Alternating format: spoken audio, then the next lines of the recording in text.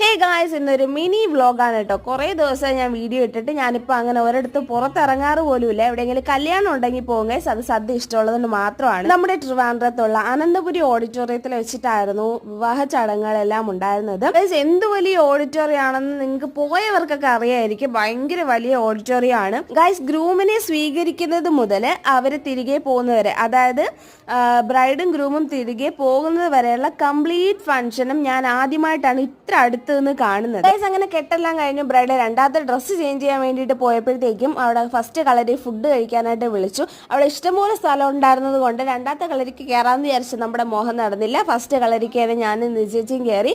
സദ്യ എല്ലാം കഴിച്ചു. അടിപൊളി സദ്യയായിരുന്നു. 3 ഐറ്റം പായസവും കുടിച്ചിറങ്ങിയപ്പോൾ ബ്രൈഡ് രണ്ടാമത് ഡ്രസ്സ് ചേഞ്ച് ചെയ്ത് വന്നു. എന്റെ ചാനൽ ഇഷ്ടപ്പെട്ടാൽ സബ്സ്ക്രൈബ് ചെയ്ത് മാക്സിമം സപ്പോർട്ട് ചെയ്യാൻ മറക്കരുത്.